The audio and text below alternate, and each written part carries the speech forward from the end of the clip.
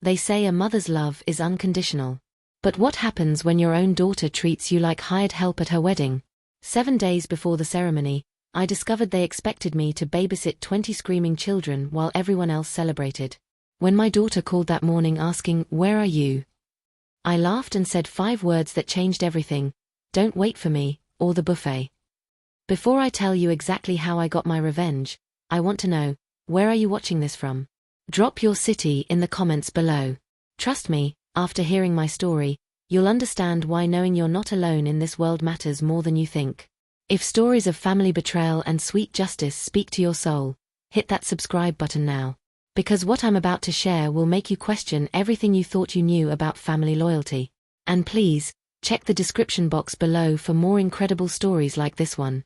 My name is Barbara, and at 63 years old, I thought I understood the rhythm of my life. Widowed for 8 years after my husband Robert passed from cancer, I'd spent my golden years doing what I thought grandmothers were supposed to do: being available, being helpful, being grateful for whatever scraps of attention my family threw my way. I live in a modest 2-bedroom house in Cedar Rapids, Iowa, the same house where Robert and I raised our 3 children. The mortgage was paid off years ago, thank God, because my teacher's pension doesn't stretch as far as it used to. My daughter Jessica, 31 years old and my youngest, had been living with me on and off for the past 3 years. She called it saving for her wedding, though I noticed she had plenty of money for weekend trips to Chicago and a brand new SUV. The morning everything changed started like any other Tuesday in March. I was in my kitchen, the same avocado green kitchen I'd been meaning to update for 15 years, making coffee in the same ceramic pot Robert bought me for our 20th anniversary. The early spring light filtered through curtains that had seen better decades, casting familiar shadows across linoleum that creaked in all the right places. Jessica shuffled in around 9:30, still in her pajamas, expensive silk ones that cost more than I spend on groceries in a month. Her hair was perfectly styled even first thing in the morning, that effortless look that actually takes an hour and $50 worth of products. She had my late husband's blue eyes but none of his warmth. She poured herself coffee in the mug I'd specifically bought for her. "World's best daughter," it proclaimed in fading pink letters. The irony wasn't lost on me, even then. "Morning, Mom," she said, settling into the breakfast nook where we'd shared thousands of meals over the years. "We need to talk about the wedding plans." I felt that familiar flutter of anxiety in my chest, the one that had become my constant companion whenever Jessica wanted to talk about anything. In my experience, those conversations usually involved me giving something, my time, my money, my energy, and her taking it with the casual entitlement of someone who'd never learned the word no. "Of course, sweetheart," I said, settling across from her with my own coffee. The morning sun caught the diamond on her engagement ring, a 2-carat monstrosity that David had somehow afforded on his insurance adjuster salary. I'd learned not to ask too many questions about their finances. "So you know how we're having the ceremony at Riverside Gardens?" she began, referring to the upscale venue 30 minutes outside town. It was beautiful, I had to admit, with its sweeping views of the Cedar River and manicured grounds that looked like something from a magazine. It was also expensive, the kind of expensive that made my frugal heart skip beats. "Yes, it's going to be lovely," I replied, though I still didn't understand why they couldn't have the wedding at St. Mary's, where Jessica was baptized and confirmed, where Robert and I had renewed our vows for our 25th anniversary. "Well, there's been a little change in the plans," Jessica continued, and I noticed she wasn't quite meeting my eyes. She was stirring her coffee obsessively, the spoon clinking against the ceramic in a rhythm that set my teeth on edge. "Nothing major, just some adjustments to make everything run smoother." The word adjustments in Jessica's vocabulary was like a red flag. When she was 16, she'd made adjustments to her curfew without telling me, which resulted in her sneaking out until 3 in the morning. When she was 25, she'd made adjustments to our agreement about her contributing to household expenses while living with me, which resulted in me covering her bills for 6 months. "What kind of adjustments?" I asked, though part of me already knew I wouldn't like the answer. "Well, you know how David's sister has 4 kids, and his brother has 3, and my cousin Sarah is bringing her twins." Jessica's voice took on that sing-song quality she used when she was trying to make something sound better than it was. "And then there's the neighbor's kids, and the ones from David's work. It's actually going to be quite a few children at the wedding." I nodded slowly. We'd discussed this before. Modern weddings weren't like the ones from my generation, where children were seen and not heard, where they sat quietly beside their parents and behaved. Today's weddings were family affairs, celebrations that included everyone from grandparents to toddlers. How many children are we talking about? I asked. Oh, maybe 20 or so, she said with a laugh that sounded forced. Kids love weddings, don't they? All the dancing and cake and excitement. 20 children. At an upscale venue. During a formal ceremony and reception. I could already picture it, the crying during the vows, the running during dinner, the chaos during the dancing. But it was her wedding, her choice. That sounds lively, I managed. Right. That's exactly what we thought. Lively and fun and really family-oriented. Jessica's enthusiasm seemed to be building as she talked.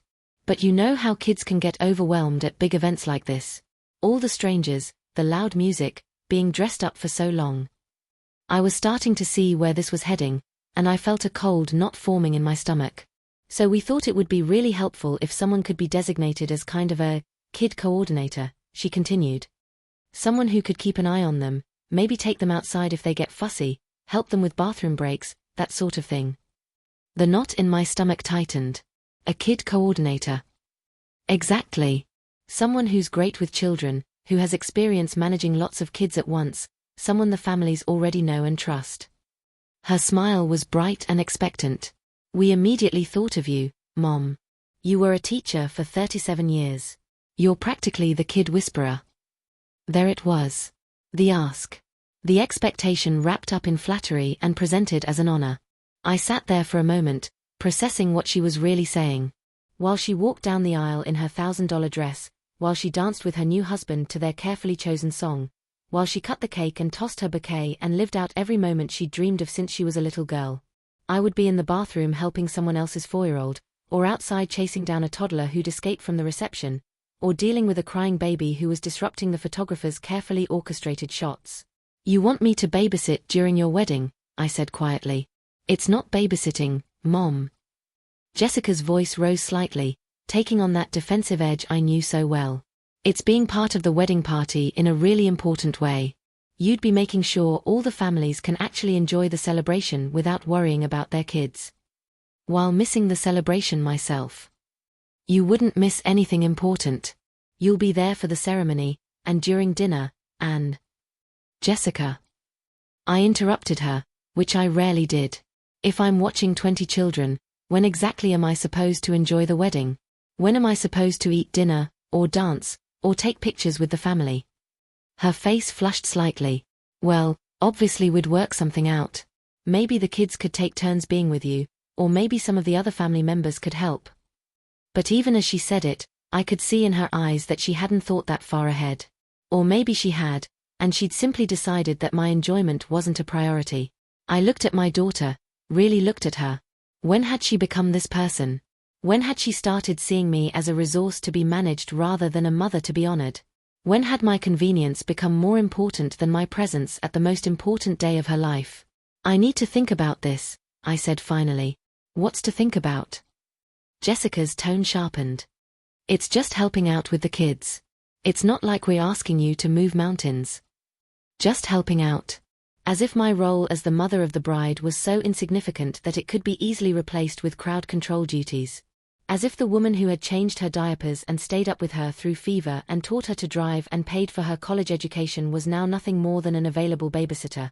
I said I need to think about it, I repeated, standing up from the table. Mom, don't be dramatic about this.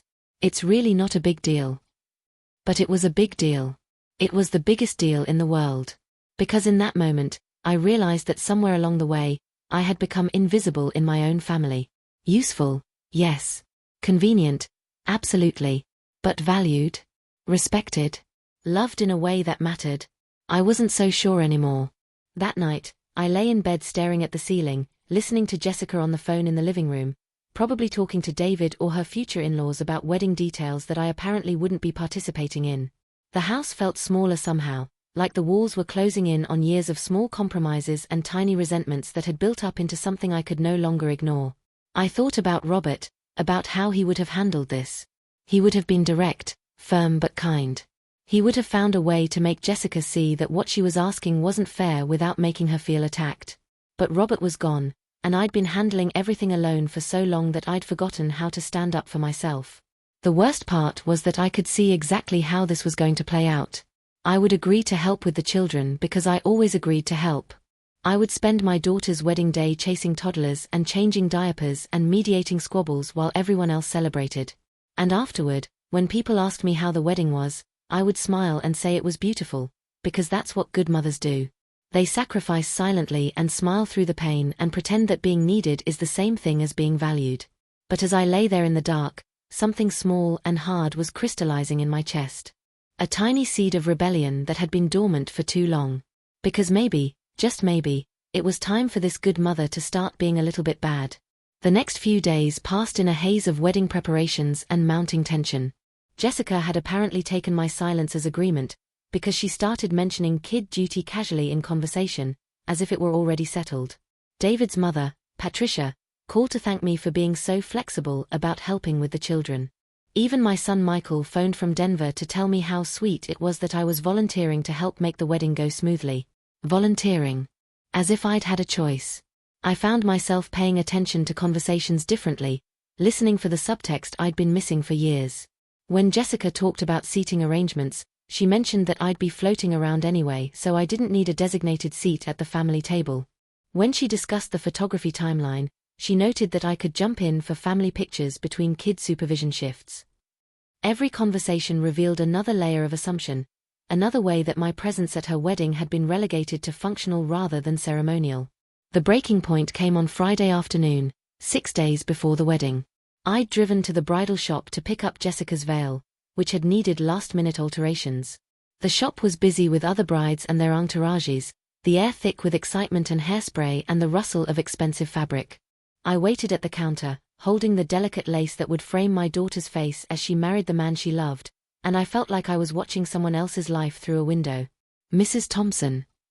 The saleswoman, a young woman with kind eyes named Rebecca, approached me with the veil box. I have Jessica's veil ready, and I wanted to confirm the pickup for the flower girl dresses tomorrow. I'm sorry.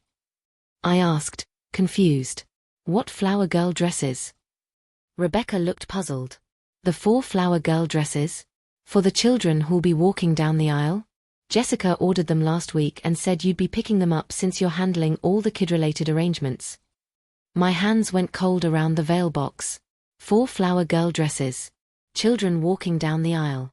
Kid-related arrangements that I was apparently handling without anyone bothering to tell me. I think there might be some confusion, I said slowly. Could you show me the order? Rebecca pulled up the details on her computer, and there it was in black and white. 4 dresses in different sizes, ordered under Jessica's account but with my name listed as the pickup contact and point person for child coordination services. There were also notes about child-friendly meal options, activity bags, and a quiet room setup for overwhelmed children and supervising adults. Supervising adults. Singular, apparently. I drove home in a daze, the veil box on the passenger seat beside me like evidence of a crime I was only beginning to understand. When I walked into the kitchen, Jessica was at the table with her laptop, surrounded by printouts and vendor contracts and all the detritus of wedding planning. Did you get my veil? She asked without looking up. I got your veil, I said quietly. And I learned some interesting things while I was there. Something in my tone made her glance up. Oh? Like what? Like the 4 flower girl dresses I'm apparently supposed to pick up tomorrow. And the activity bags I'm supposed to prepare. And the quiet room that's been set aside for me to take children when they get disruptive. Jessica's cheeks flushed, but her chin lifted in that stubborn way I remembered from her teenage years. I was going to tell you about those details. When? After the wedding. Don't be ridiculous, Mom. I've just been busy with everything else. The flower girl dresses were Patricia's idea. She thought it would be cute to have all the little girls walking down the aisle together. And the activity bags are just some coloring books and crayons to keep the kids occupied during the quieter moments. I set the veil box down carefully on the counter, my hands shaking slightly. Jessica, sit down. We need to have a conversation. I don't have time for a long conversation right now. I have 3 vendor calls this afternoon and... Sit down. The authority in my voice surprised both of us. Jessica's eyes widened, and she slowly closed her laptop and gave me her attention in a way she hadn't in years. "Tell me exactly what you expect me to do at your wedding," I said. "I expect you to be there and be happy for me," she said defensively. "No, Jessica. Tell me exactly what you expect me to do. Hour by hour, from the time I arrive at the venue until the time I leave." She was quiet for a long moment, and I could see her realizing that she'd been caught in something she'd been hoping to avoid addressing directly. "Well," she began hesitantly, "you'd help get the flower girls ready before the ceremony, make sure they know when to walk and where to go. During the time when I should be getting ready myself, having my hair and makeup done with the bridal party. You don't need professional hair and makeup, Mom. You always look fine." The casual cruelty of that statement hit me like a physical blow.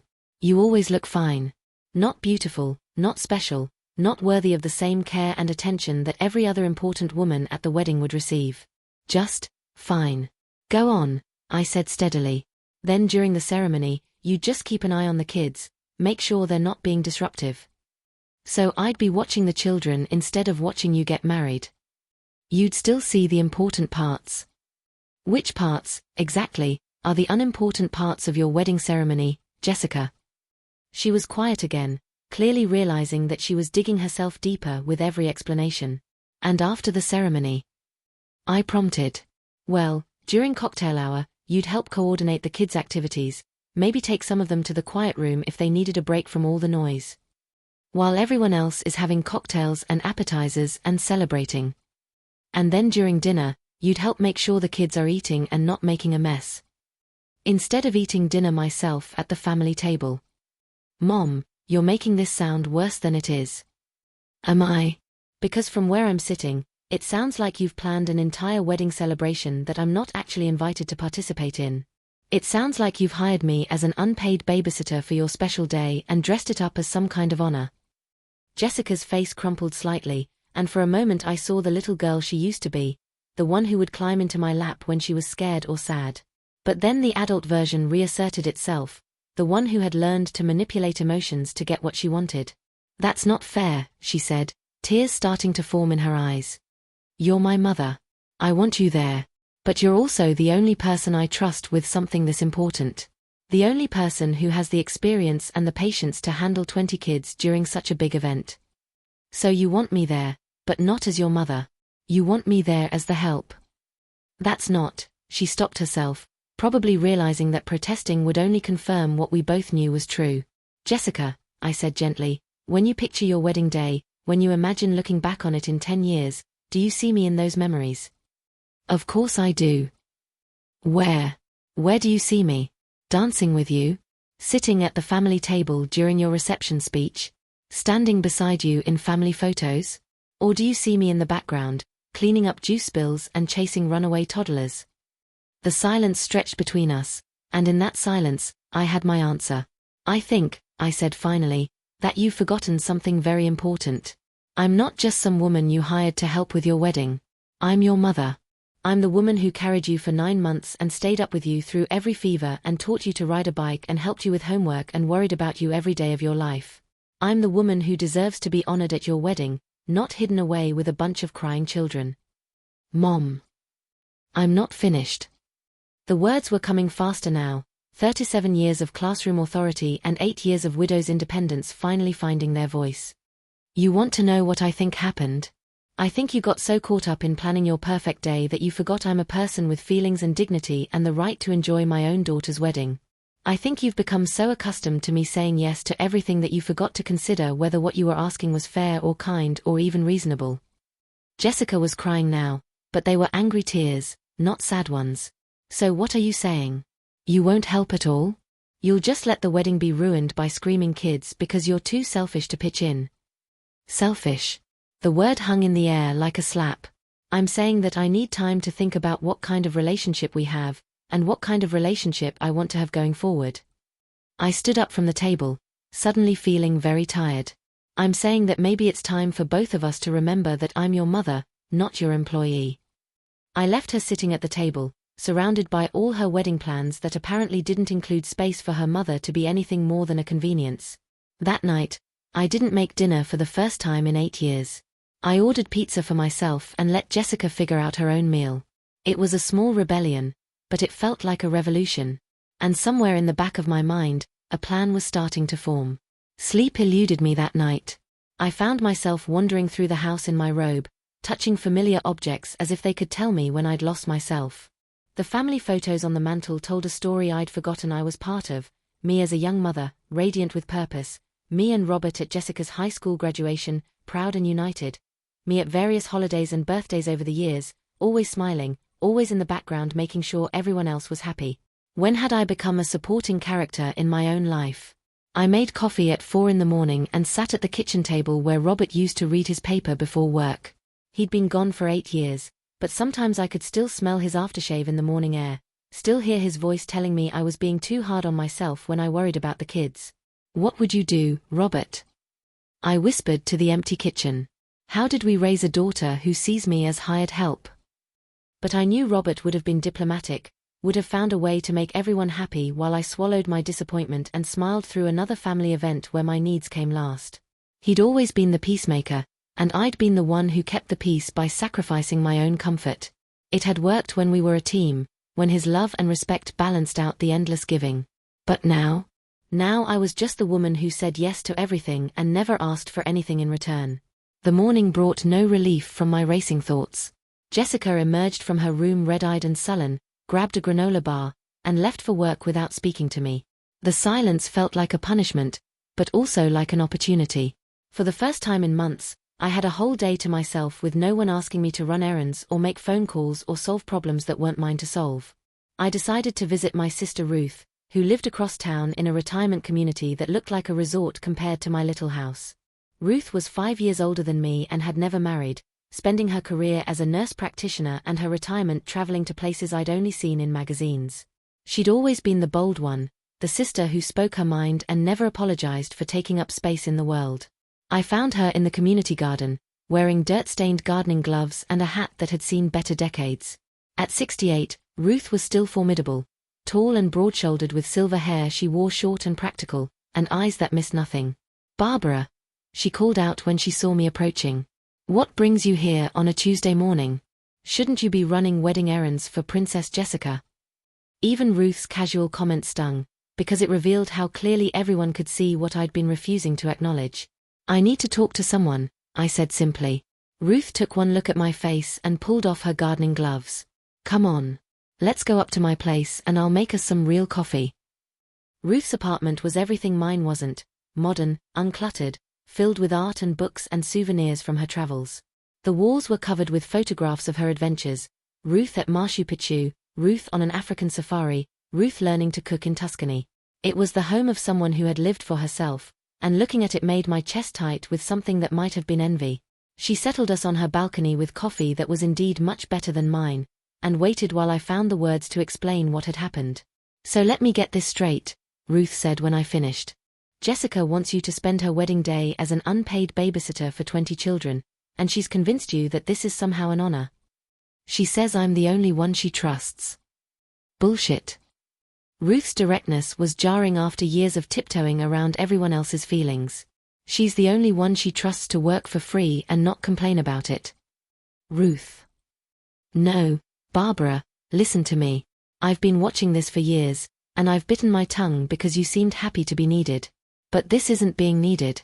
This is being used. The word used hit me like cold water. I wanted to protest, to defend Jessica, to explain that she was just overwhelmed with wedding planning and didn't mean to be inconsiderate. But sitting there in Ruth's apartment, surrounded by evidence of a life lived boldly and without apology, I couldn't find the energy to keep making excuses. "Tell me something," Ruth continued. "When was the last time Jessica did something for you? Not something that benefited her too, not something she was obligated to do. When did she last go out of her way to make you happy just because she loves you?" I opened my mouth to answer and realized I couldn't. Not without stretching back years and years to find examples that felt more like exceptions than patterns. "And David?" Ruth pressed. "How does he treat you?" David. Jessica's fiancé of 2 years, the man who would officially become my son-in-law in 6 days. I tried to think of our interactions, and what came to mind was polite distance. He was cordial enough, but I could feel him sizing me up whenever we were in the same room, as if he were calculating my usefulness versus my inconvenience. He'd never once asked me about myself, my interests, my opinions, my life before I became Jessica's mother. To him, I was just part of the package deal he was getting when he married Jessica. "He's fine," I said weakly. "Fine." Ruth's voice was flat. "Barbara, you deserve better than fine. You deserve a family who sees you as a person, not a service provider." We sat in silence for a while, watching the birds at Ruth's feeder and listening to the sounds of life continuing around us. I thought about the conversation I'd had with Jessica, about the look in her eyes when I challenged her expectations. There had been surprise there, but also something that looked uncomfortably like resentment. As if I were being unreasonable by wanting to be treated like her mother instead of her employee. "What would you do?" I asked Ruth finally. "About the wedding? I'd tell her to hire actual babysitters and let her mother enjoy watching her get married." "But what if she says she can't afford babysitters?" "Then she can't afford to have 20 kids at her wedding." Ruth's tone was matter-of-fact. "Barbara, listen to me. The world is full of people who will take everything you give and then ask for more. The only way to stop that pattern is to stop participating in it." "But she's my daughter." "Yes, she is. And maybe it's time to start acting like her mother instead of her servant." The words stung because they were true. Somewhere along the way, I had abdicated my role as Jessica's mother and accepted the position of Jessica's helper. I had become so focused on being useful that I'd forgotten to require being valued. Ruth walked me to my car, and as I was getting ready to leave, she put her hand on my shoulder. "You know what the saddest part of this is," she said. "You've spent so many years making yourself small and convenient that you've forgotten how magnificent you used to be. Do you remember when you stood up to that principal who was trying to cut the music program? Or when you organized the teachers' union to fight for better classroom resources? You used to be a force of nature, Barbara. What happened to her?" I drove home with Ruth's words echoing in my mind. What had happened to the woman who had fought for her students, who had demanded better from administrators, who had never backed down from a fight that mattered? When had I decided that keeping peace in my family was more important than keeping my dignity? That evening, Jessica came home with takeout Chinese food and a conciliatory attitude. "I brought your favorite," she said, setting the bags on the counter. "Sweet and sour chicken and extra egg rolls." It was a peace offering, I realized. Her way of apologizing without actually apologizing, of smoothing over our conflict without addressing the underlying issues. And my old self would have accepted it gratefully, would have been so relieved to have harmony restored that I would have forgotten what we were fighting about in the first place. But sitting there, looking at my daughter with new eyes, I saw the calculation behind the gesture. She wasn't sorry for how she treated me. She was sorry that I'd pushed back against it. "Thank you," I said carefully. "That was thoughtful." "So are we good?" she asked, relief already creeping into her voice. "I know I've been stressed about the wedding, and maybe I haven't explained everything as clearly as I could have. But you understand that I'm not trying to exclude you from anything, right? I just need you to help make everything run smoothly." There it was again. The expectation wrapped up in emotional manipulation and presented as logic. I needed to help make everything run smoothly because apparently my own experience of the day was secondary to the smooth operation of the event. "I understand what you need," I said slowly. "But I don't think you understand what I need." Jessica's face tightened. "What do you need, Mom?" It was a question she'd never asked before, and hearing it now, I realized she was asking it like someone might ask about an inconvenient demand rather than a legitimate concern. "I need to be honored at your wedding as your mother. I need to sit with the family and eat dinner and dance and take pictures and be part of the celebration instead of working through it. I need to feel like I matter to you as more than just someone who's useful." "Of course you matter to me." The protest came quickly, but it felt rehearsed. "You're my mother. Then treat me like your mother." The silence stretched between us, and I could see Jessica struggling with something she'd probably never had to grapple with before. The possibility that her mother might not be infinitely accommodating. "So what exactly are you saying?" she asked finally. "That you won't help with the kids at all?" "I'm saying that I want to enjoy your wedding as your mother, not work through it as your employee." "But if you don't help with the kids, who will?" And there it was. The question that revealed everything about how she saw this situation. Not how can we figure out a solution that works for everyone, or what would make you comfortable, But who will do the work if you won't? That, I said gently, is not my problem to solve. The tension in the house became palpable over the next few days. Jessica oscillated between trying to guilt me into compliance and attempting to negotiate compromises that still left me managing children instead of celebrating her marriage. She offered to hire someone to help me with the kids, as if having an assistant babysitter was the issue. She suggested I could take breaks during the less important parts of the reception. Apparently there were parts of her wedding that even she considered skippable. But the most revealing moment came when David joined one of our conversations. I was in the living room Thursday evening, reading a book I'd been trying to finish for months, when Jessica and David came in clearly prepared for some kind of intervention. David settled into Robert's old chair, something that always bothered me but that I'd never said anything about, while Jessica perched on the edge of the couch with the nervous energy of someone about to deliver a prepared speech. "Mom," Jessica began, "David and I have been talking, and we think maybe there's been some miscommunication about the wedding." I marked my place in my book and gave them my attention. David was watching me with a slightly condescending smile, the look of a man who was accustomed to managing difficult clients in his insurance work. "We understand that you feel like we're asking too much of you," David said, his voice taking on the patient tone people use when they think they're dealing with someone unreasonable.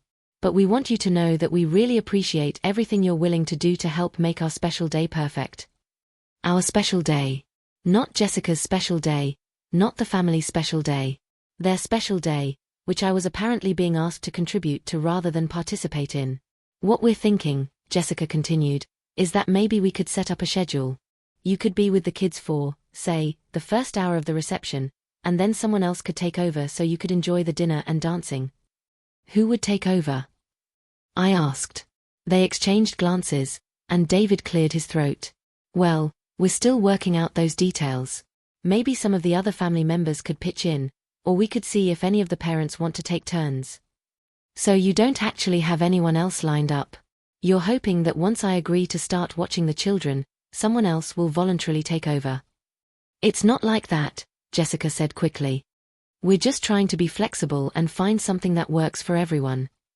"What would work for me," I said calmly, "is being treated like the mother of the bride instead of the hired help." David's smile tightened.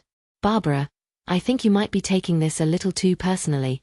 We're asking for help, not asking you to sacrifice your whole day." The patronizing tone was the last straw. This man, who barely knew me, who had never asked me about my life or my interests or my feelings, was sitting in my dead husband's chair and telling me I was taking things too personally. "David," I said, and my voice carried 37 years of classroom authority, "let me ask you something. What are your parents doing during the wedding?" They're guests. They'll be sitting with the family and..." "Exactly. They'll be guests. They'll be honored as the parents of the groom. They'll eat dinner, they'll dance, they'll be in family photos, they'll celebrate their son's wedding.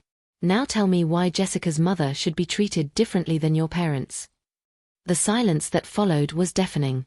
I could see David struggling to find an answer that didn't reveal the ugly truth, that they'd never considered me important enough to deserve the same treatment as his parents. "It's different," Jessica said finally. "You're different. You're better with kids than David's parents are." "I see. So because I'm competent, I should be punished for it by missing my daughter's wedding." "You wouldn't be missing it." Jessica's voice rose with frustration. "You'd be there. You'd be part of it. Cleaning up spills and changing diapers and chasing toddlers around the parking lot while everyone else celebrates. That's not being part of the wedding, Jessica. That's working at the wedding." David shifted uncomfortably in his chair.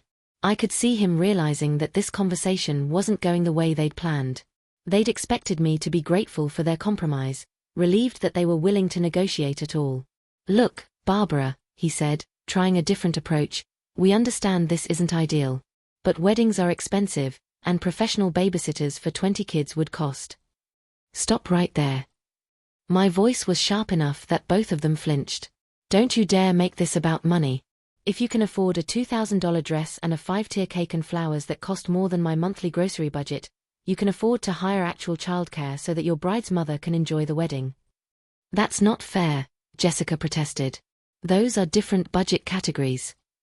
"No, Jessica. What's not fair is expecting your mother to work for free at your wedding while everyone else gets to celebrate. What's not fair is treating me like I'm less important than every other family member there. What's not fair is you sitting in my living room trying to manipulate me into agreeing to something that's completely unreasonable." I stood up, suddenly needing space and air and distance from their entitled expectations. "I'm going to make this very simple for both of you," I continued. "I will not be babysitting anyone's children at your wedding. I will not be managing activities or supervising bathroom breaks or handling meltdowns. I will be attending your wedding as your mother, or I will not be attending at all." The threat hung in the air like smoke. Jessica's face went white, and David's mouth fell open slightly. "You wouldn't miss my wedding," Jessica whispered. "Try me." It was a bluff, sort of. I couldn't imagine actually missing Jessica's wedding, despite everything. But I could imagine making them think I might, and in that moment, watching their certainty crumble, I felt a power I hadn't experienced in years. "Mom, please," Jessica's voice broke slightly. "Don't do this. Don't ruin everything over something so small." Small. There was that word again, the one that dismissed my feelings and my dignity and my right to be treated with respect. "If it's so small," I said quietly, "then it should be easy to hire someone else to do it." I left them sitting in the living room and went to my bedroom, closing the door firmly behind me. Through the thin walls, I could hear them talking in urgent, worried voices. Good. Let them worry. Let them scramble to figure out what to do when their convenient solution suddenly became unavailable. That night, lying in bed, I felt something I hadn't experienced in years, the satisfaction of standing up for myself. It was terrifying and exhilarating and completely foreign after so many years of accommodation and compromise. But it was also clarifying. Because in pushing back against their expectations, I'd finally seen the full scope of how I'd been diminished in my own family. I wasn't just being asked to babysit at the wedding, I was being erased from it. My role as Jessica's mother, my importance in her life, my right to be celebrated and honored on one of the most significant days we'd ever share, all of it had been sacrificed to their convenience. The next morning, Friday, brought a development that changed everything. Jessica had left early, presumably to avoid another confrontation, but she'd forgotten her laptop on the kitchen table. The screen was still open to her email, and while I wasn't trying to snoop, I couldn't help but see the message that was displayed. It was from Patricia, David's mother, sent late the night before. Jessica, don't worry about the Barbara situation.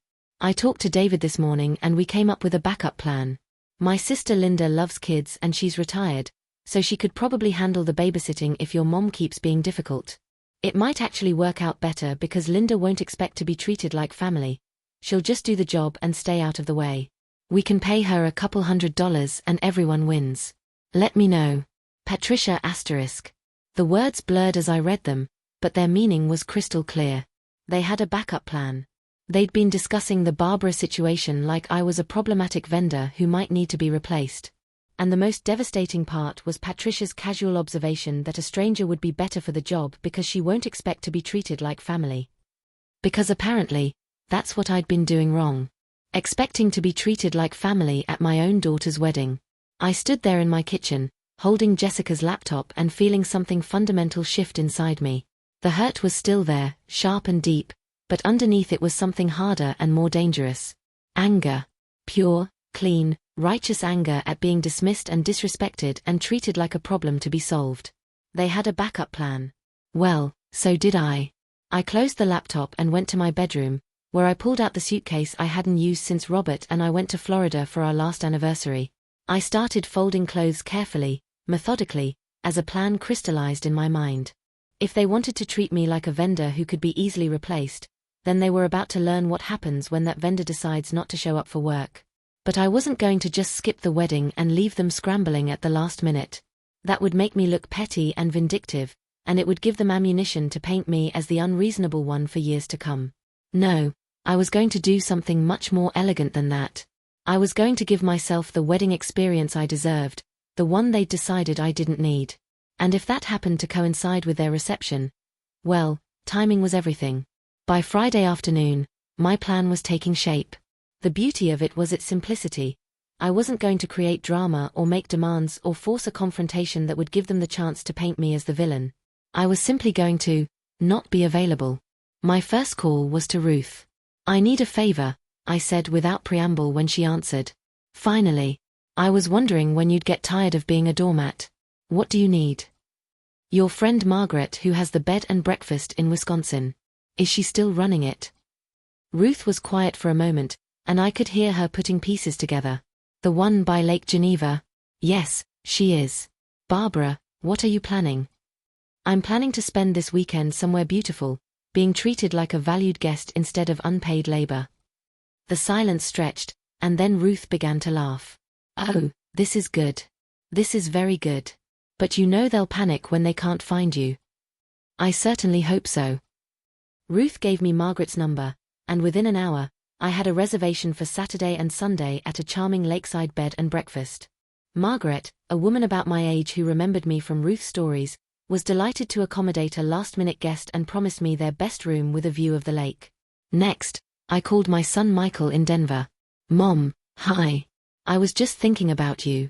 Are you getting excited about Jessica's wedding? Michael was my middle child, the peacemaker who'd inherited his father's diplomatic nature. He was also the only one of my children who regularly called just to check on me, not because he needed something. That's actually what I'm calling about, I said. I wanted you to know that I won't be at the wedding tomorrow. What? Mom, what happened? Are you sick? I'm not sick. I'm just not willing to spend Jessica's wedding day as an unpaid babysitter for 20 children while everyone else celebrates. Michael was quiet for a long moment. Babysitter? What are you talking about? I explained the situation, and with each detail, I could hear his shock growing. Michael had always seen the best in everyone, especially his sister, but even he couldn't put a positive spin on what Jessica had asked of me. Jesus, Mom. I had no idea. When Jessica mentioned you were helping with logistics, I figured she meant, like, coordinating with vendors or something. No. She meant chasing toddlers around while she dances with her new husband. Have you talked to her about this? I've tried. But she seems to think that being useful is the same thing as being honored, and I'm tired of trying to explain the difference. So what are you going to do? I'm going to Wisconsin for the weekend. I'm going to sit by a beautiful lake and read my book and eat meals that someone else cooks for me. I'm going to remember what it feels like to be treated like a person whose comfort matters. Mom. Michael's voice was careful. You know this is going to cause a huge family crisis, right? Good. The word surprised both of us with its sharpness. I continued more gently, maybe it's time for a crisis. Maybe it's time for everyone to take a hard look at how I've been treated and decide if they're comfortable with it. What should I tell Jessica when she calls me panicking? Tell her to call Linda. Who's Linda? David's aunt. Apparently, she's already been recruited as my replacement because she won't expect to be treated like family. Michael swore softly. They really said that? Patricia did. In an email to Jessica that I accidentally saw. Oh, Mom. I'm so sorry. The sympathy in his voice almost broke my resolve. It would be so much easier to accept the apologies and go back to being accommodating, to smooth over the conflict and pretend everything was fine. But I thought about Ruth's question. When was the last time Jessica had done something for me just because she loved me? When was the last time anyone in my family had considered my needs before asking me to meet theirs? Don't be sorry, I told Michael. Be better. When you get married someday, remember that your mother deserves to be honored at your wedding, not hidden away with the children.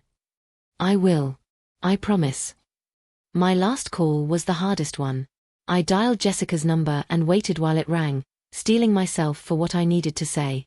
Mom. Jessica's voice was strained. Listen, I know we need to talk about tomorrow. David and I have been thinking, and maybe we were asking too much of you. Maybe we can figure out a different arrangement. Jessica, I interrupted gently. I'm calling to let you know that I won't be at your wedding tomorrow. The silence was so complete I thought the call had dropped. What? She finally whispered. I won't be at your wedding. I'm going away for the weekend. You can't be serious. Mom, you can't miss my wedding over this. Please, we can work something out. I'll hire babysitters, It's too late for that. No, it's not. It's not too late for anything. Please, Mom, I need you there. You need me there to work. That's different than wanting me there to celebrate with you. That's not true. Isn't it? Jessica, tell me honestly, when you picture your wedding day, when you imagine the memories you'll treasure forever, am I in any of those pictures? Or am I just in the background, managing the chaos while everyone else makes memories? The silence gave me my answer. I love you, I said softly. I will always love you. But I won't spend the most important day of your life being treated like the help. Mom, please. I hung up. The phone rang again immediately, but I didn't answer. It rang 17 more times over the next hour, but I was busy packing and making final arrangements for my weekend away. Saturday morning dawned clear and beautiful, perfect wedding weather. I woke up in my own bed for the last time before the chaos would begin, and for a moment, I almost wavered.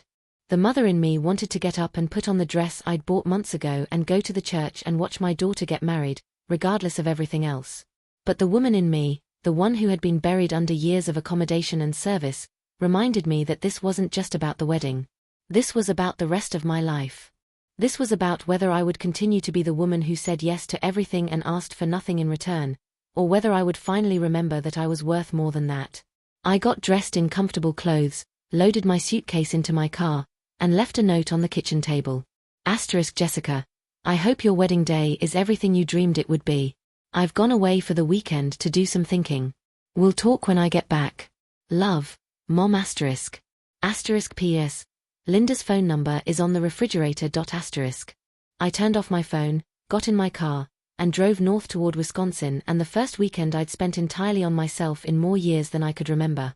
The drive was beautiful, winding through farmland and small towns that looked like postcards. I stopped for coffee at a diner where the waitress called me honey and asked if I was visiting family in the area. When I told her I was just taking a weekend for myself, she beamed and said, "Good for you, sweetheart. Every woman needs to do that once in a while." It was the first time in months that someone had talked to me like I was a person worth caring about, not just a resource to be managed. The bed and breakfast was everything Margaret had promised. A Victorian mansion overlooking Lake Geneva, with gardens that rolled down to the water and rooms decorated with antiques and fresh flowers. Margaret herself was a delight, a widow like me who had turned her grief into something beautiful by opening her home to strangers who needed a peaceful place to land. "You have perfect timing," she told me as she showed me to my room. "The weather's gorgeous, the gardens are just hitting their peak, and Saturday night we're having a little celebration on the lawn. Nothing fancy, just some local musicians and good food and people enjoying a beautiful evening." My room was lovely, a corner space with windows overlooking the lake and a reading nook with a comfortable chair and perfect light. There were fresh peonies on the dresser and chocolate on the pillow and fluffy towels in the bathroom. It was the kind of thoughtful hospitality that made you feel cherished rather than merely accommodated. I unpacked slowly, hanging up the few dresses I'd brought and setting my books on the bedside table. Then I sat in the reading nook and looked out at the lake, watching sailboats drift across the water like prayers on the wind. For the first time in months, I felt peaceful. For the first time in years, I felt like I mattered. And somewhere, probably right about now, Jessica was realizing that her wedding was about to start and her mother was nowhere to be found.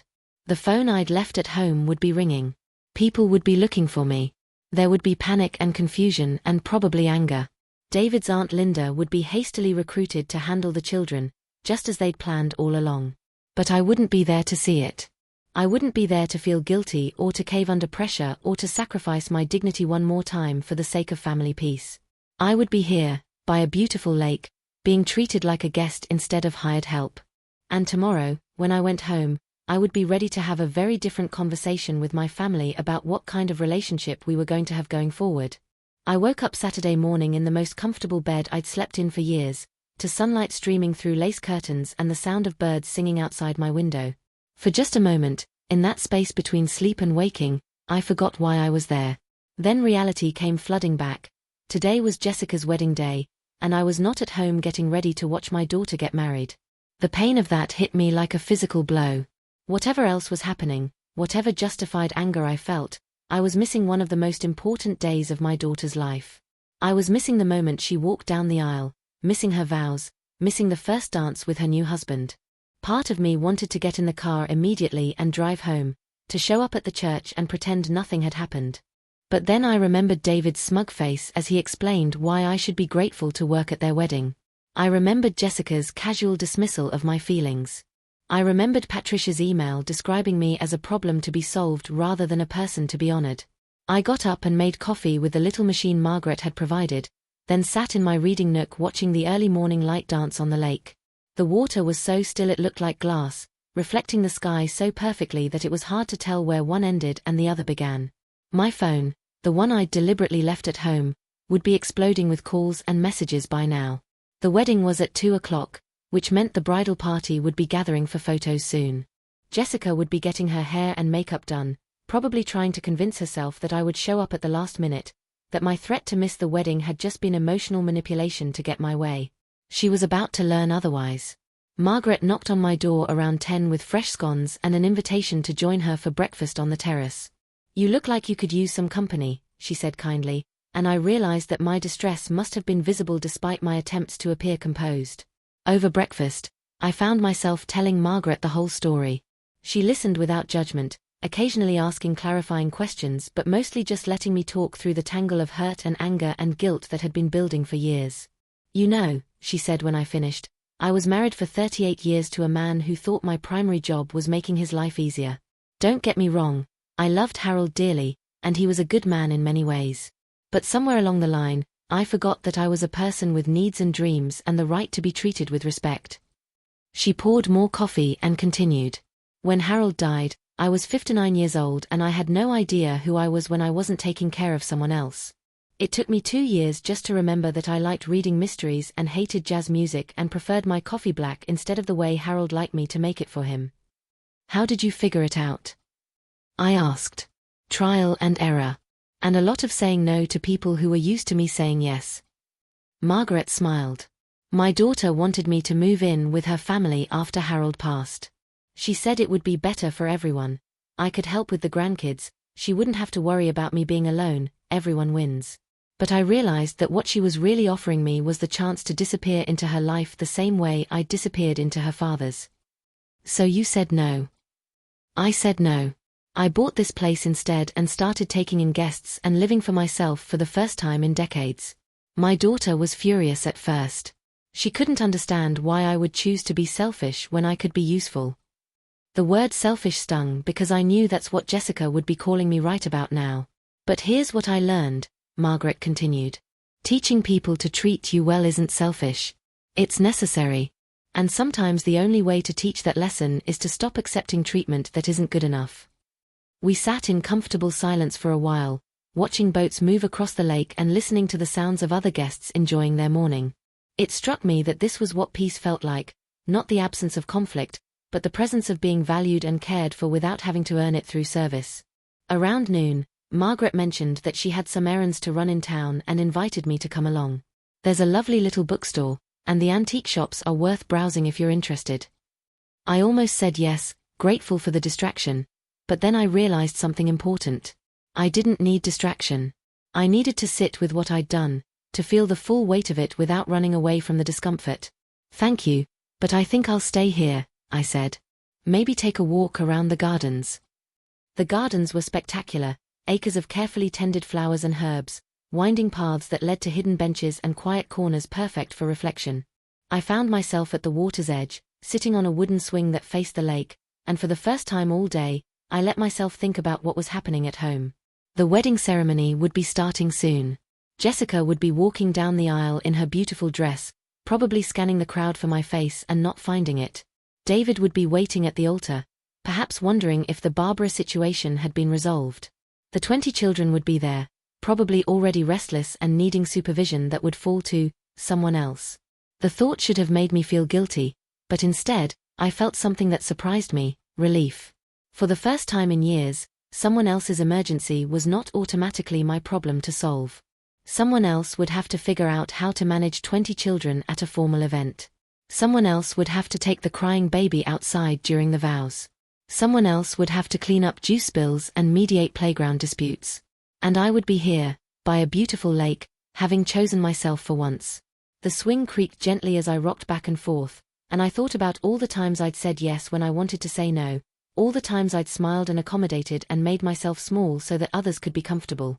I thought about Robert, and how proud he'd been of my strength and independence when we met, how he'd fallen in love with a woman who knew her own worth.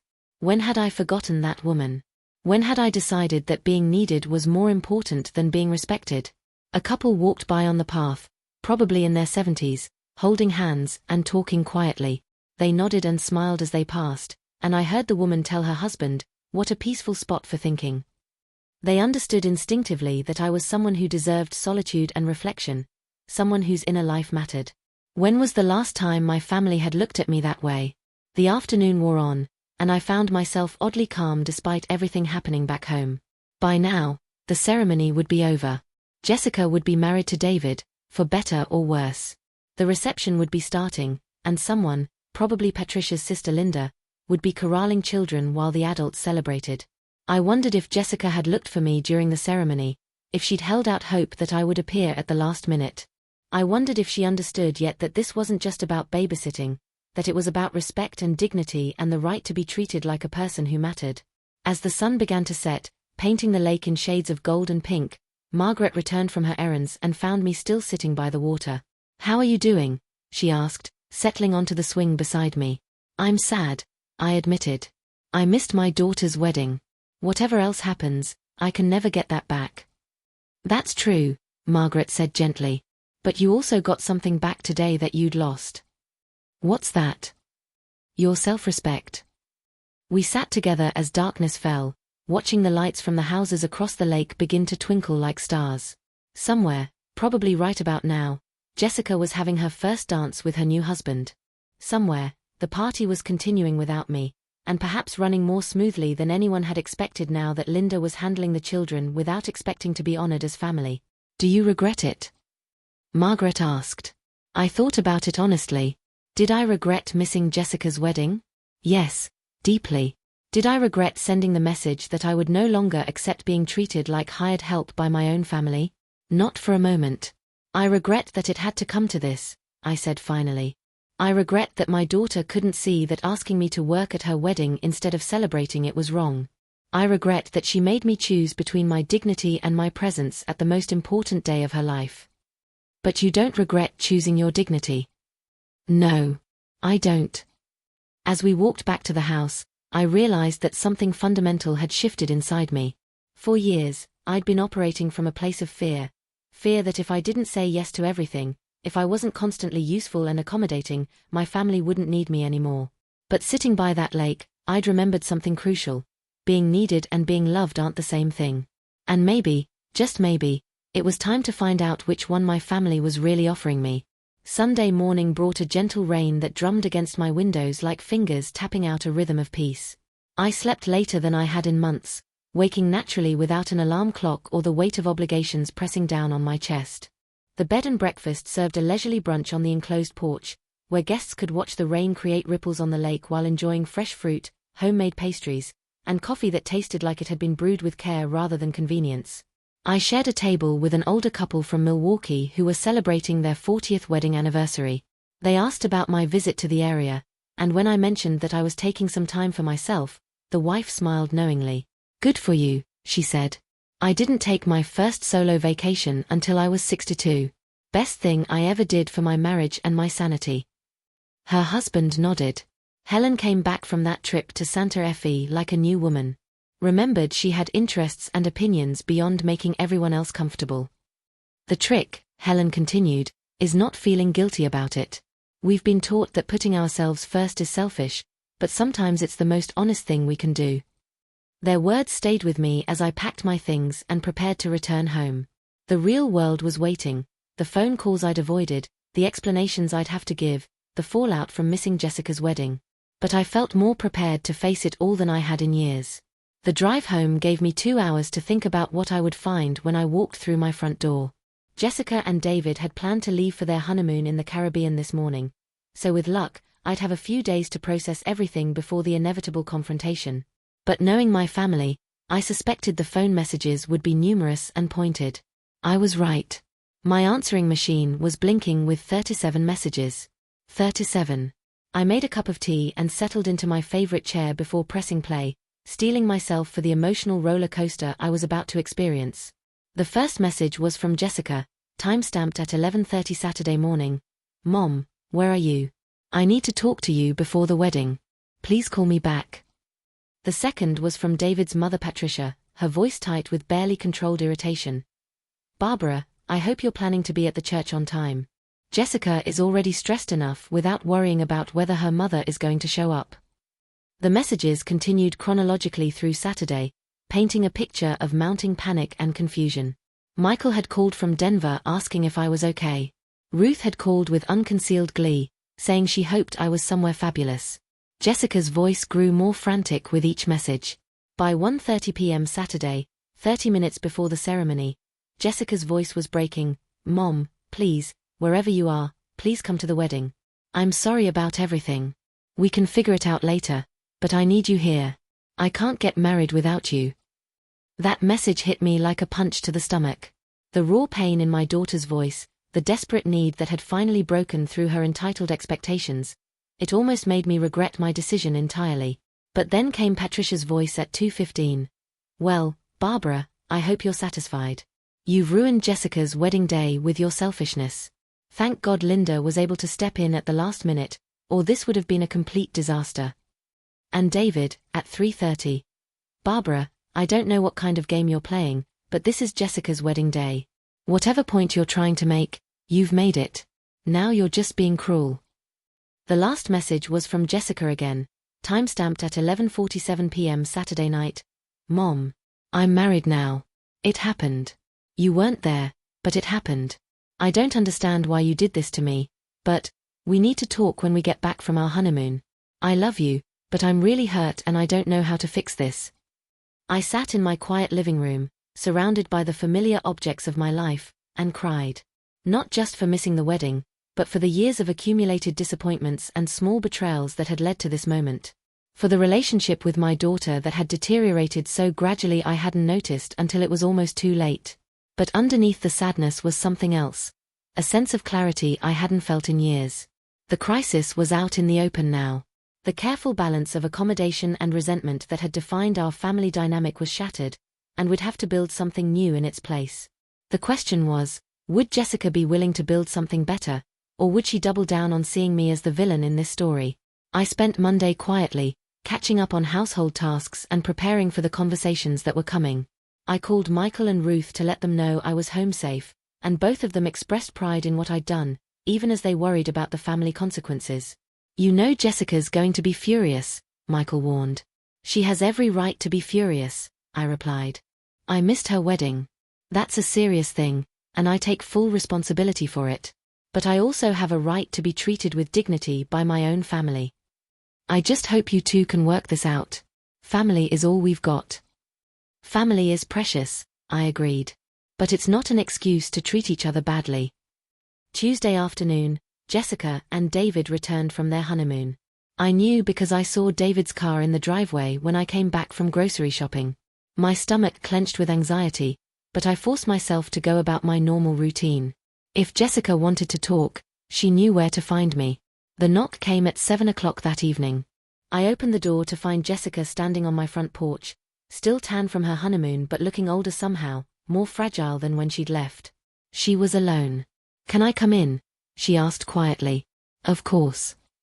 We sat in the living room where we'd had so many conversations over the years, but this one felt different. There was a weight to the silence that hadn't been there before. I don't know where to start, Jessica said finally. How was your honeymoon? I asked, because I was still her mother, whatever else had happened between us. It was beautiful. We went snorkeling and ate too much food and read books on the beach. She paused. But I couldn't stop thinking about the wedding. About you not being there. I'm sorry you were hurt by my absence. Are you sorry you missed it? The question hung between us, loaded with more meaning than the words themselves carried. Yes, I said honestly. I'm heartbroken that I missed watching you get married. I'm sorry that your wedding day was shadowed by family conflict. But I'm not sorry that I finally stood up for myself. Jessica's eyes filled with tears. I still don't understand why you had to make it so dramatic. Why you couldn't just talk to me instead of disappearing.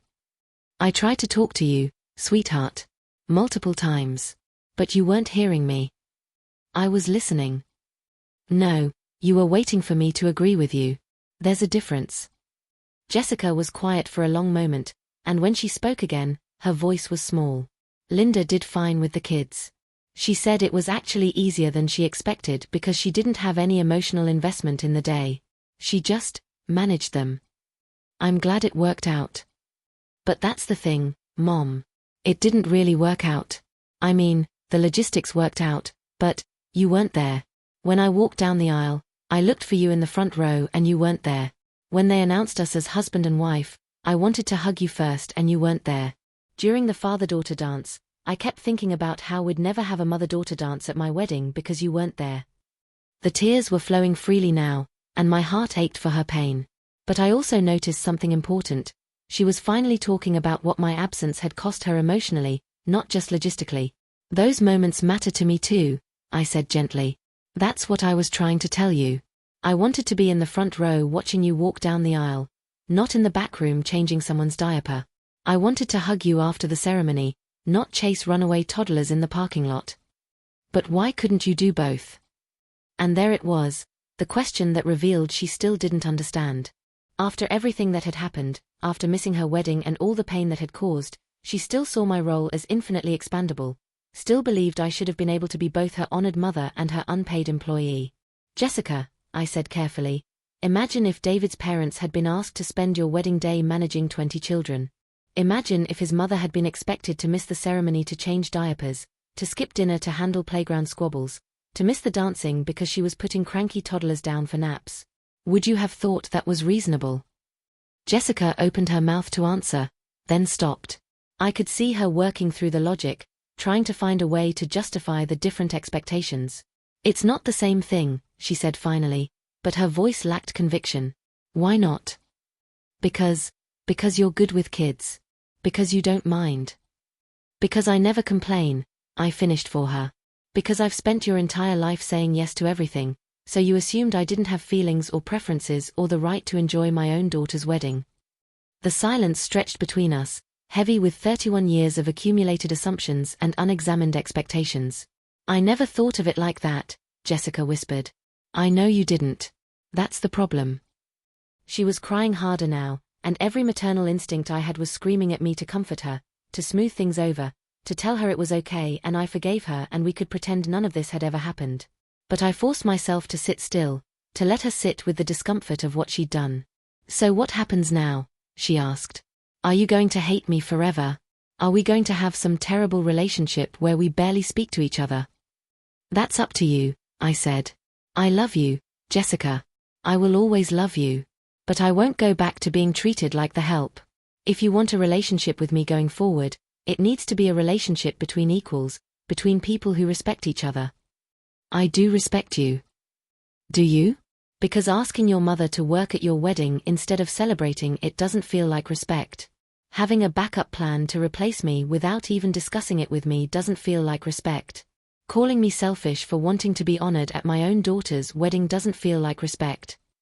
Jessica flinched at each point, and I realized that she'd never heard me speak this directly about my feelings. I'd spent so many years cushioning my criticisms, softening my needs, making myself palatable that she'd never had to confront the impact of her actions. I'm sorry, she said, and for the first time, it sounded like she meant it. I'm really, really sorry. I got so caught up in having the perfect wedding that I forgot about having you there as my mom instead of as the help. Yeah. She took a shaky breath. God, when you say it like that, it sounds awful. It was awful. And it wasn't just about the wedding, Jessica. It's been building for years.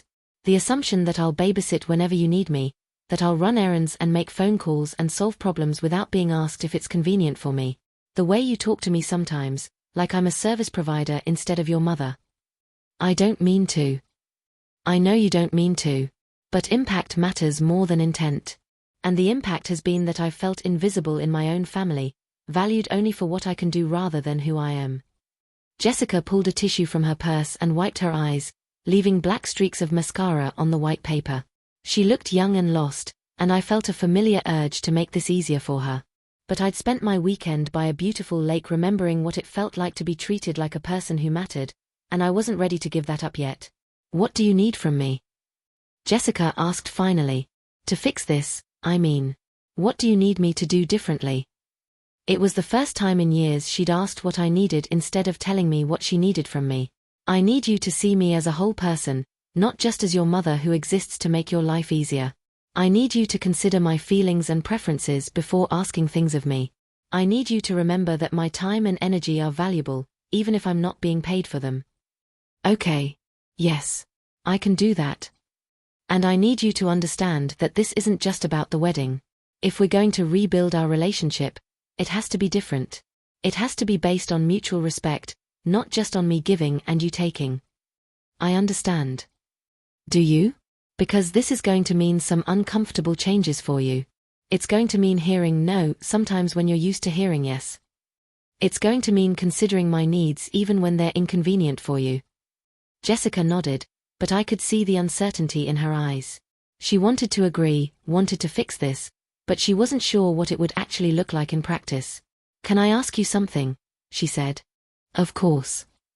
Why didn't you ever tell me I was treating you badly? Why did you just let it build up until you disappeared on my wedding day? It was a fair question, and one I'd been asking myself. Because I was taught that good mothers sacrifice for their children without complaining. Because I was afraid that if I wasn't constantly useful, you wouldn't need me anymore. Because I loved you so much that I convinced myself your happiness was more important than my dignity. But that's not healthy. No, it's not. And it wasn't fair to you either, because it meant you never learned how to have a relationship with me as an equal adult. I enabled the very behavior that was hurting both of us. We sat in silence for a while, both of us processing the weight of what had been said. I could see Jessica trying to reconcile the mother she thought she'd had, endlessly accommodating and selfless, with the woman sitting in front of her who had boundaries and expectations and the courage to enforce them. I missed having you at the wedding, she said finally. Not just because of what you could have done, but because you're my mom. Because some of the most important moments of my life don't feel real unless you're there to share them. That's what I wanted too. I wanted to share those moments with you, not work through them. I know that now. I'm sorry it took me so long to understand. She stood up, and for a moment I thought she was leaving. But instead, she came over and sat beside me on the couch, the way she used to when she was small and needed comfort. Can we try again? She asked. Can we figure out how to have a better relationship? I'd like that very much. It might be messy for a while. I'm probably going to mess up sometimes, forget and slip back into old patterns. We both probably will. But at least now we know what we're working toward. Jessica leaned against me, and I put my arm around her the way I had countless times when she was growing up. But this felt different, not like a mother comforting a child, but like two adults who loved each other choosing to do better. I really am sorry about the wedding, she said softly. I know I can't take it back, but I'm sorry. I know you are. And I'm sorry I missed it. I'm sorry your wedding day was overshadowed by family drama. Maybe we could do something special together when David and I get back from the honeymoon officially. Like a mother-daughter celebration or something. It won't be the same as being there for the wedding, but... I'd like that, I said, and realized I meant it. I'd like that very much. As Jessica prepared to leave, she turned back at the door. Mom? That weekend you went away, did you have a good time? I did. I remembered what it felt like to be treated like a person who mattered. Good. I'm glad. Everyone deserves that. After she left, I sat in my living room feeling cautiously hopeful for the first time in weeks. The conversation had been difficult, but it had also been real in a way that most of our recent interactions hadn't been. Jessica had finally heard me, really heard me, and more importantly, she seemed committed to change. It would take time to rebuild trust, to establish new patterns, to learn how to be mother and daughter in a way that honored both of us. But for the first time in years, I believed it was possible. And if nothing else, I'd learned something invaluable about myself. I was worth fighting for. I was worth standing up for. I was worth more than being constantly useful and endlessly accommodating. The woman who had driven to Wisconsin rather than accept being treated like hired help at her daughter's wedding. That woman was someone I was proud to be. The weeks that followed Jessica's return were delicate, like learning to walk on a healing ankle, each step tentative, testing whether the foundation would hold. True to her word, Jessica was trying to do better. But years of established patterns don't disappear overnight. The real test came 3 weeks later when she called with what I'd learned to recognize as her favor voice. Hey Mom, I know this is last minute, but David's parents are coming to town this weekend and I haven't had time to clean the house. You know how Patricia is about everything being perfect. I felt the familiar tug, the old impulse to immediately offer to help, to drop whatever I was doing to solve her problem. But I also remembered the feeling of sitting by that lake, of being treated like a person whose time mattered. That sounds stressful, I said carefully. What are you thinking of doing about it? There was a pause. In the old days, this would have been where I jumped in with offers to come over with my cleaning supplies. Instead, I waited. Well, Jessica said, clearly adjusting her approach, I was wondering if you might be free to help me out. But I know you might have other plans, so if you're busy. It was a small change, but significant. She was asking instead of assuming, acknowledging that I might have other priorities. I appreciate you asking, I said. Let me check my schedule and get back to you. Oh. Okay. Sure. I could hear the confusion in her voice. The old me would have immediately known whether I was free, would have reorganized my plans around her needs without being asked. But the new me actually checked my calendar, actually considered what I wanted to do with my weekend. I did end up helping her clean, but on my terms. I came over Saturday morning for 3 hours, and then I left to have lunch with Ruth and visit the farmer's market. Jessica thanked me genuinely and offered to pay me, which I declined, but the offer itself showed me that she was starting to value my time differently. The bigger test came a month later when my son Michael announced his engagement to his longtime girlfriend Sarah. They were planning a small ceremony in Denver for family and close friends, and Michael called to discuss the details. We're keeping it simple, he said. Maybe 40 people total. Sarah's parents are handling most of the planning since they're local, but we wanted to talk to you about what would make you comfortable. What would make me comfortable? When was the last time anyone in my family had asked me that question? That's very thoughtful of you to ask, I said. Well, after what happened with Jessica's wedding, I realized we've probably all been taking you for granted without meaning to. Sarah and I want to make sure you feel honored at our celebration, not like you're working at it. I felt tears prick my eyes at his words. Michael had always been sensitive, but this level of consideration was new.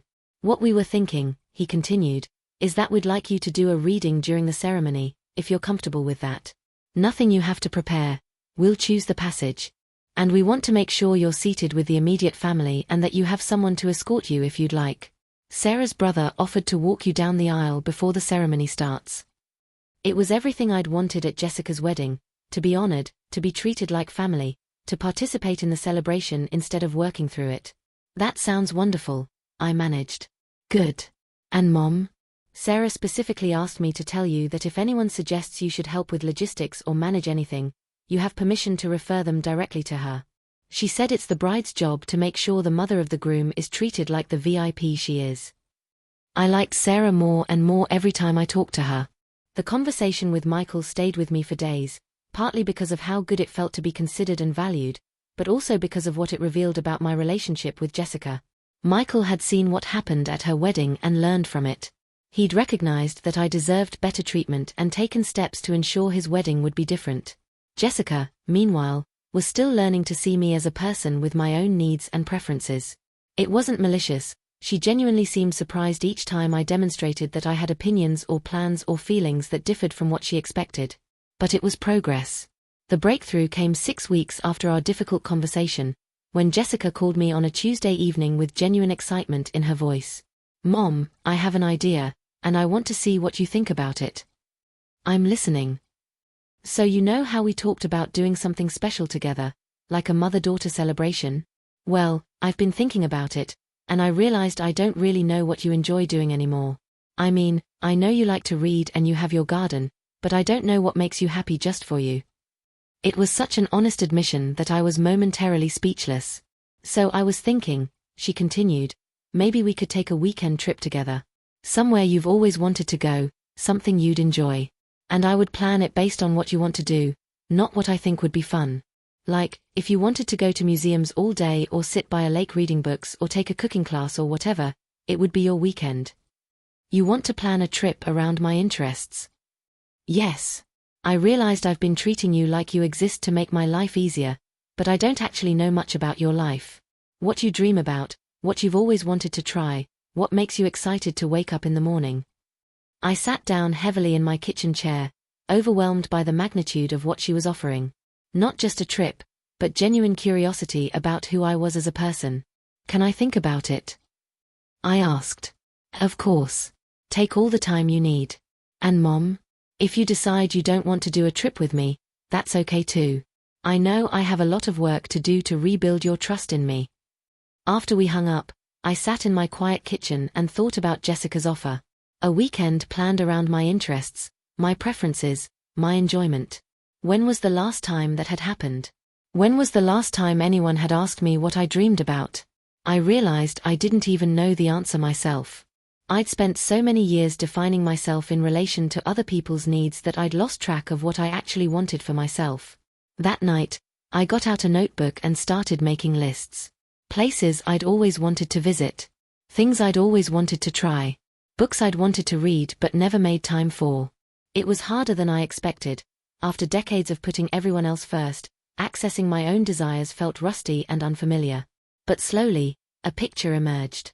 I wanted to see the ocean again, not just any ocean, but the rocky coastlines of Maine that I'd seen in photographs and dreamed about for years. I wanted to stay in a bed and breakfast like Margaret's, where someone else would cook my meals and I could read by a fireplace without anyone asking me to do anything. I wanted to visit bookstores and galleries, to wander through gardens designed by someone else for the pure joy of beauty. I wanted, I realized, to remember what it felt like to be curious about the world instead of just responsible for it. When I called Jessica back a few days later, I had a proposal. "I've been thinking about your offer," I said, "and I'd love to take a trip together. But I have a condition." "Okay, what is it?" "I want to plan it myself. I want to choose where we go and what we do and where we stay. I want you to be my guest on a trip that's designed around what I find interesting and beautiful and restorative." There was a pause, and I held my breath. The old Jessica would have wanted to take control, to add her suggestions, to make it about what we both wanted instead of just what I wanted. "That sounds perfect," she said finally. "I can't wait to see what you choose. You might be bored. I'm not planning activities for you or trying to make sure you're entertained every minute. Mom, the point is for me to learn about who you are when you're not taking care of everyone else. If that means I spend a weekend reading quietly while you do whatever makes you happy, then that's exactly what I want to do." As I hung up the phone, I felt something I hadn't experienced in years: excitement about the future. Not nervous anticipation about someone else's plans, but genuine enthusiasm about creating something for myself. For the first time in decades, I was going to plan a weekend around my own joy. And my daughter was going to be there not as someone I was serving, but as someone who wanted to know and appreciate the woman I was beyond her mother. It felt like a revolution disguised as a vacation. But then again, I'd learned that sometimes the most radical act is simply insisting on being treated like you matter. I chose a small coastal town in Maine called Camden, where the mountains meet the sea and the October light turns everything golden. I'd seen it in a travel magazine years ago and torn out the picture, keeping it tucked in my jewelry box like a secret promise to myself. The inn I booked was everything I'd dreamed of: a Victorian house perched on a hill overlooking the harbor, with rooms that faced the water and a breakfast room where guests could watch the fishing boats head out in the early morning mist. Jessica picked me up on Friday morning for the drive north, and I could see her making an effort to let me control the details. She didn't comment on my choice of route or suggest stops we could make along the way. When I asked if she minded listening to NPR instead of music, she said of course not and seemed genuinely interested in the programs we heard. "I forgot you like the news so much," she said as we listened to a story about local politics in Vermont. "I've always been interested in current events," I replied. "Your father and I used to debate the news every morning over coffee. I miss having someone to discuss things with." "We could do that sometime. Discuss current events, I mean. I don't know as much as I should about what's happening in the world." It was such a simple offer, but it meant everything to me. The acknowledgement that I had thoughts and opinions worth hearing, that my perspective was valuable beyond its usefulness to her. The inn exceeded even my expectations. Our rooms were on the second floor with windows that opened onto the harbor, and I spent the first hour just standing at the glass watching boats rock gently at their moorings. Jessica settled into the reading chair in her room and pulled out a book, something I'd never seen her do on a family trip before. "What are you reading?" I asked. She held up the cover, a novel by an author I'd recommended months ago but hadn't thought she'd been listening to. I figured this was a good time to catch up on some of the books you've mentioned, she said. I realized I don't really know what kind of stories you love. That evening, we walked down to the harbor for dinner at a restaurant I'd chosen specifically for its view of the sunset over the water. The hostess seated us at a window table without being asked, and as we waited for our food, Jessica put her phone face down on the table and gave me her full attention. Tell me about this place, she said. Why did you choose Camden? I told her about the magazine picture I'd kept for 15 years, about how I'd always imagined what it would be like to sit by the ocean and read without anyone needing me for anything. I told her about my dream of staying somewhere beautiful where someone else would make my breakfast and I could spend an entire day doing exactly what I wanted. 15 years. Jessica looked stricken. You've wanted to come here for 15 years and never mentioned it. I mentioned it to your father once. He said it looked expensive and we had too many other priorities. But after he died, why didn't you come by yourself? It was a good question, one I'd been asking myself. Why hadn't I ever just booked a trip and gone? Why had I waited for permission that was never going to come? I think I forgot I was allowed to want things just for myself, I said finally.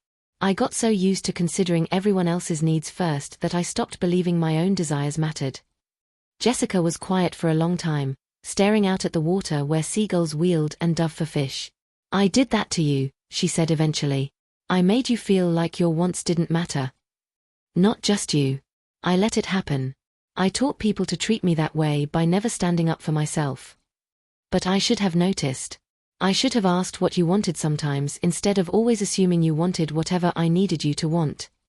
Our food arrived, lobster rolls that we ate while watching the sun set over Penobscot Bay. The sky turned pink and orange and purple, reflecting on the water like a painting, and for the first time in years I felt completely present in my own life instead of anxiously planning the next thing I needed to do for someone else. This is beautiful, Jessica said softly. It is. I'm glad you brought me here. I'm glad you trusted me to be part of this. I'm glad you wanted to come. The next morning, I woke early and sat by my window with coffee from the small pot in my room, watching the harbor come alive. Fishing boats headed out to sea, their engines puttering softly in the morning calm. Seagulls called to each other from the pier. A jogger made her way along the waterfront path, her breath visible in the cool air. I felt peaceful in a way I'd almost forgotten was possible. Jessica knocked softly on my door around 8, already dressed for the day. What's the plan? She asked, and then quickly added, whatever you want to do. I'm just along for the ride. I'd made a list of small pleasures, the local bookstore that had been recommended by the innkeeper, a garden center that specialized in plants native to the Maine coast, a small museum in an old sea captain's house, and a path along the rocky shore where we could walk and look for sea glass. That sounds perfect, Jessica said when I outlined the day. Relaxing and interesting and totally different from anything I would have chosen. Are you sure? I know it's not very exciting. Mom, stop. This is your weekend. I want to see what you find interesting. The bookstore was a revelation, 3 floors of new and used books in an old house, with reading nooks tucked into alcoves and cats sleeping on sunny windowsills. I could have spent the entire day there, browsing sections I never had time to explore at home, reading first chapters of novels that sounded intriguing. Jessica followed me through the store, occasionally asking about books that caught my eye or authors I liked. She bought a small stack of recommendations I made, and I realized she was building a reading list based on my taste rather than her own. You don't have to read books just because I like them, I told her. I want to understand what appeals to you, she replied. I want to know more about how your mind works. At the garden center, I lost myself among the native plants while Jessica patiently followed along, asking questions about my garden at home and listening to my explanations about soil conditions and growing seasons with genuine interest. I never realized how much you knew about gardening, she said as I examined a particularly beautiful native fern. I've been gardening for 30 years. I have quite a bit of accumulated knowledge. I should have asked you to help me design the landscaping at my house instead of hiring someone. You still could. If you wanted to. I'd love that. Would you really help me plan a garden? Of course. I'd enjoy it. The museum was small but fascinating, filled with artifacts from Camden's maritime history. We wandered through rooms filled with ship models and old photographs, reading about the families who had built their lives around the rhythms of the sea. Look at this, Jessica called me over to a display about women who had waited for their husbands to return from months-long fishing voyages. They ran businesses and raised children and managed everything alone, sometimes for most of the year. Strong women, I agreed. They had to be completely self-reliant. Like you, Jessica said quietly. After Dad died, you handled everything by yourself. I never really appreciated how hard that must have been. It was hard, I admitted. But also liberating in some ways. I got to make decisions without having to consider anyone else's preferences. Is that why you liked living alone? Before I moved back in, I mean. It was a surprisingly perceptive question, and I considered my answer carefully. I liked being responsible only for myself, I said. I liked eating dinner when I was hungry instead of when someone else expected it. I liked watching the news without someone complaining that it was boring. I liked making plans without having to check with anyone else first.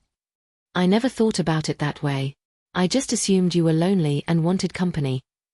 I was lonely sometimes. But I wasn't always lonely, and having company isn't always the solution to loneliness anyway. We finished the afternoon walking along a coastal path where the Maine granite met the Atlantic in a dramatic display of rocks and waves. The October air was crisp and clean, scented with salt and seaweed and the last of the autumn leaves. We found sea glass, smooth pieces of green and blue and white that had been tumbled by the waves until their edges were soft. I want to remember this, Jessica said as we sat on a driftwood log watching the waves crash against the rocks. This feeling of just being here with you, not rushing to get somewhere else or worrying about what we have to do next. This is what I love about travel, I said. The permission to be present instead of productive. I'm always productive. Always checking things off lists and moving on to the next task. I don't think I know how to just be. It takes practice. I'm still learning how to do it myself. That evening, we had dinner at the inn's restaurant, a small dining room where each table had a view of the harbor. Jessica ordered wine for both of us, something she'd never done before, and we lingered over our meal, talking about everything and nothing. Can I ask you something? Jessica said as we finished our dessert. Of course. When you drove away from my wedding, were you scared? About what would happen between us, I mean. I thought about that morning, about the decision to turn off my phone and drive north to Wisconsin instead of to the church where my daughter was getting married. Terrified, I said honestly.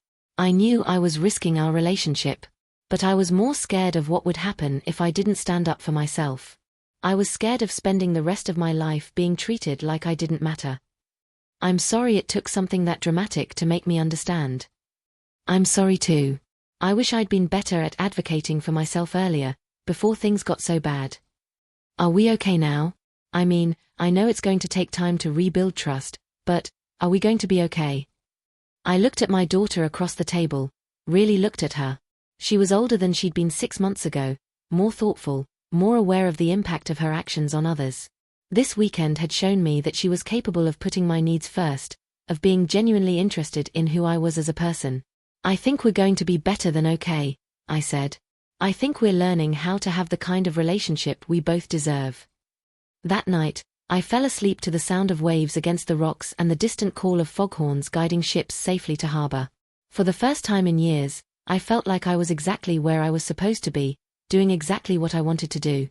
And my daughter was there not because she needed me to do something for her, but because she wanted to know and appreciate who I was when I was simply myself.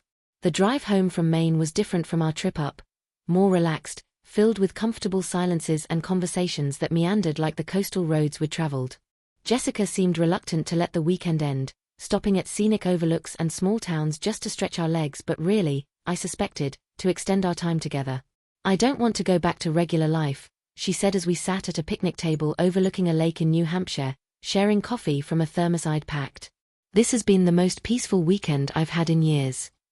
What's stopping you from having more weekends like this? I don't know. Work, I guess. David's schedule. The feeling like I should always be doing something productive. Those are choices, not requirements.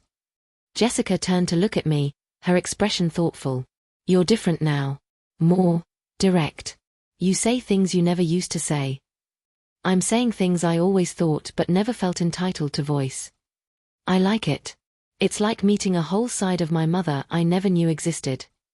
She was always there. She just got buried under years of trying to be the mother I thought everyone needed instead of the mother I actually was. When we pulled into my driveway Sunday evening, I felt the familiar weight of returning to normal life, but it was lighter somehow.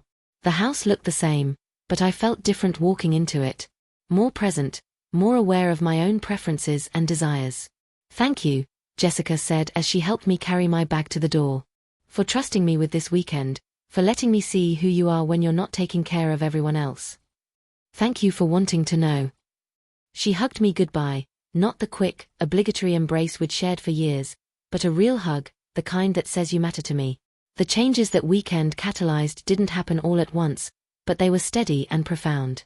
Jessica started calling more often, not because she needed something but because she wanted to talk. She asked my opinions about books, about current events, about decisions she was making in her own life. She began treating me like a person whose thoughts and feelings mattered, not just someone who existed to make her life easier. David, meanwhile, seemed puzzled by the shift in our family dynamic. He was polite enough, but I could see him struggling to understand why his mother-in-law was suddenly being treated as an equal rather than a helpful accessory.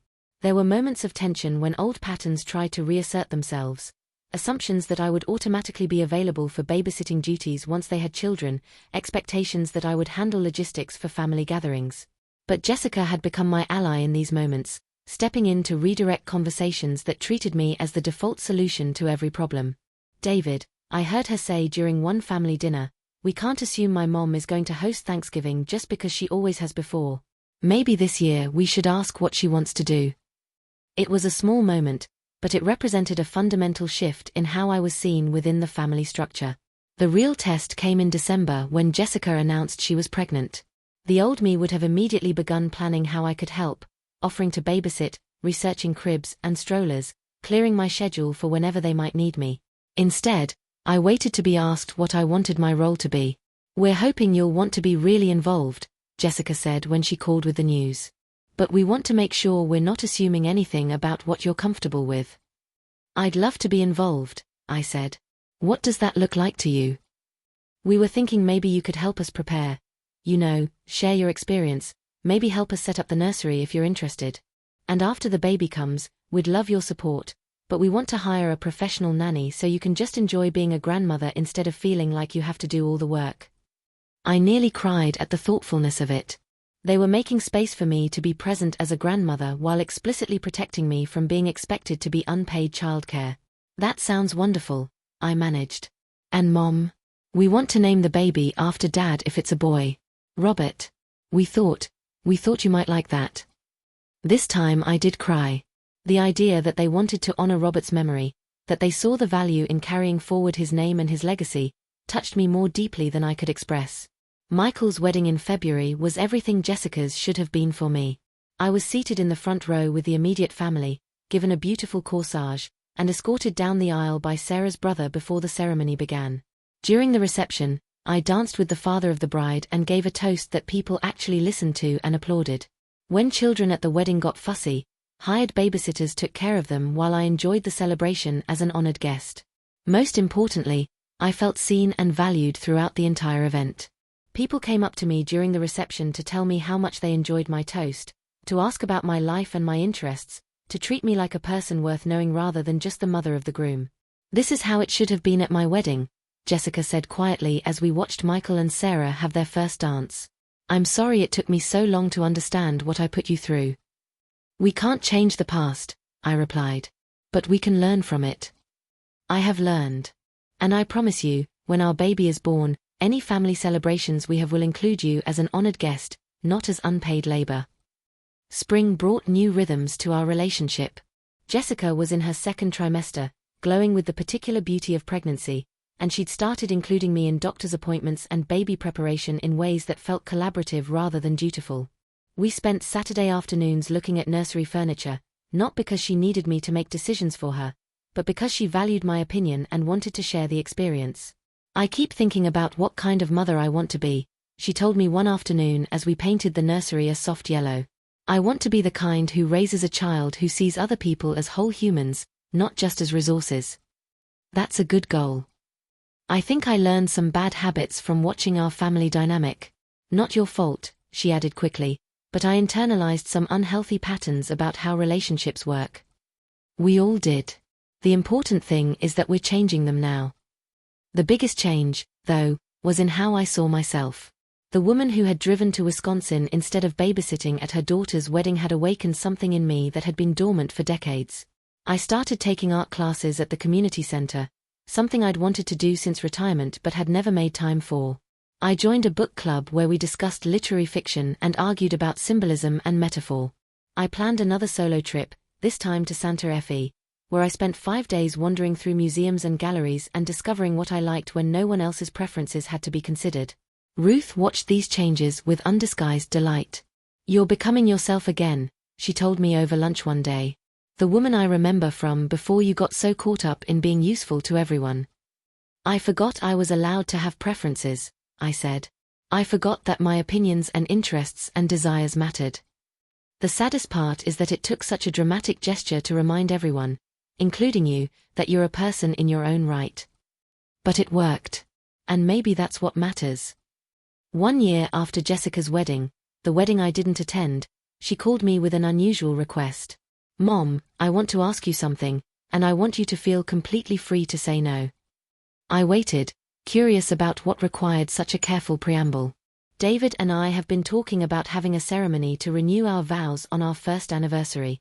Not a big thing, just immediate family and a few close friends. Maybe 20 people total." My heart clenched, remembering the pain of missing her original wedding. "But here's the thing," she continued quickly. "If we do this, I want to do it right. I want to honor you the way I should have honored you the first time. I want you to walk me down the aisle since Dad can't. I want you in the front row, in family photos, sitting at the head table. I want everyone there to know how important you are to me." I was quiet for so long that Jessica started to worry. "Mom? Are you there? If this is too painful because of what happened before, I totally understand." "I'm here," I said, wiping tears from my cheeks. "I'm just overwhelmed." "Good overwhelmed or bad overwhelmed?" "Good. Definitely good." "So you'll consider it?" "Jessica, I would be honored to walk you down the aisle." The vow renewal ceremony took place in our church, the one where Jessica had been baptized and where Robert and I had renewed our own vows years before. It was intimate and beautiful, with flowers from my garden and music that meant something to our family. But the most meaningful part for me was the moment before the ceremony began, when Jessica took my arm in the narthex and looked into my eyes. "Thank you," she said softly, "for teaching me that love isn't the same as service, that being family means honoring each other's dignity, not just meeting each other's needs." "Thank you," I replied, "for learning to see me as a whole person instead of just your mother." As we walked down the aisle together, I felt the weight of the past year, the pain and growth and difficult conversations that had brought us to this moment. The guests stood as we passed, but I knew they weren't just honoring the bride. They were honoring both of us, the mother and daughter who had found their way back to each other on terms that respected both of our worth. David was waiting at the altar, and I could see in his face that he understood now what I hadn't been able to make him understand before, that I wasn't just a convenience or a resource, but a person deserving of respect and consideration. When I placed Jessica's hand in his, he leaned over and whispered, "Thank you for raising such an amazing woman." During the reception, held in the church fellowship hall with decorations I'd helped choose and a meal I'd been consulted about but not expected to prepare, I sat at the head table between Jessica and Michael. People came up throughout the evening to tell me how lovely the ceremony had been, how beautiful Jessica looked, how lucky we all were to have such a close family. But the moment I treasured most came during Jessica's speech, when she turned to me and said, "To my mother, who taught me that the strongest people are those who know their own worth and insist that others recognize it too. Thank you for showing me what it means to love with dignity and to expect that love to be returned with respect." Later that evening, as David and Jessica prepared to leave for a weekend getaway, Jessica hugged me goodbye with the same warmth and gratitude I'd felt in Maine. "I'm proud of you," she said, "for standing up for yourself, for teaching me to be better, for not giving up on us even when it would have been easier to walk away. I'm proud of you too, for being willing to learn and change, for caring enough about our relationship to do the hard work of rebuilding it. I love you, Mom. I love you too." As I cleaned up after the reception, with help from other family members who jumped in without being asked, I reflected on the journey that had brought us here. Missing Jessica's wedding had been one of the hardest things I'd ever done, but it had also been necessary. It had forced all of us to confront patterns that had been damaging our relationships for years. Now, watching Jessica interact with David and his family, I could see that she'd internalized the lessons we'd learned together. She was more thoughtful about other people's needs, more aware of the difference between asking for help and assuming it would be provided. She treated me like a person whose time and energy were valuable, whose opinions and preferences mattered. And I had learned to value myself the way I'd always encouraged my students to value themselves, as people worthy of respect and consideration, regardless of how useful they might be to others. The baby arrived in August, a healthy boy they named Robert David, after both his grandfathers. When Jessica called from the hospital, her voice exhausted but elated, her first words were, "Mom, we did it. He's here and he's perfect and we can't wait for you to meet him." "I'll be right there," I said. "Actually," she said, "could you wait until tomorrow? I know that sounds selfish, but I want us to have tonight to just be together as a new family of 3. And I don't want you to feel like you have to do anything except hold your grandson and be his grandmother." The consideration in that request, the acknowledgement that I might want to meet my grandson immediately but also deserved to be asked rather than expected, the promise that my role would be ceremonial rather than functional, showed me how completely our relationship had transformed. Little Robert was indeed perfect, with his father's dark hair and his mother's blue eyes and 10 tiny fingers that gripped mine with surprising strength. But more than that, holding him felt like holding hope for a family dynamic where love was expressed through respect rather than service, where everyone's worth was acknowledged and celebrated. As I write this, sitting in my garden on a perfect September morning with my grandson napping in his carrier beside me, I think about the woman I was 2 years ago. She would have been proud to babysit 20 children at her daughter's wedding, would have seen it as proof of how much she was needed and valued. She would have smiled through the exhaustion and the missed moments and called it love. But love isn't supposed to erase you. Love isn't supposed to make you invisible or reduce you to your utility. Real love sees you as a whole person, honors your dignity, and treats your needs as important as everyone else's. I learned that the hard way, by refusing to attend my daughter's wedding and forcing everyone in my family to confront how they'd been treating me. It was painful and dramatic and probably could have been handled more gracefully if I'd been better at advocating for myself earlier. But it worked. And now I have a relationship with my daughter built on mutual respect rather than one-sided service. I have a grandson who will grow up seeing his grandmother treated as a valued member of the family rather than as hired help. I have a son who learned from his sister's mistakes and honored me properly at his own wedding. Most importantly, I have myself back, the woman who knows her own worth and isn't afraid to insist that others recognize it too. If you're watching this from somewhere in the world where you've been making yourself small to keep others comfortable, I want you to know something: you matter. Your needs matter. Your dignity matters. And teaching people to treat you well isn't selfish, it's necessary. Sometimes the most loving thing you can do is refuse to accept treatment that isn't good enough. Sometimes the best gift you can give your family is showing them who you really are when you're not trying to be endlessly useful. It might be messy. It might be painful. It might require difficult conversations and uncomfortable changes. But on the other side of that difficulty is the possibility of relationships that honor everyone involved, where love is expressed through respect rather than sacrifice. Your story doesn't have to end with you disappearing into everyone else's needs. You can choose to be seen, to be valued, to be treated like the whole person you are. Trust me, it's worth fighting for. Thank you for letting me share my story with you. If it resonated with you, please share it with someone who might need to hear it. And don't forget to check the description below for more stories about finding your voice and reclaiming your worth. Remember, you are not too much. You are not asking for too much. You are not being selfish for wanting to be treated with dignity and respect. You are exactly enough, just as you are.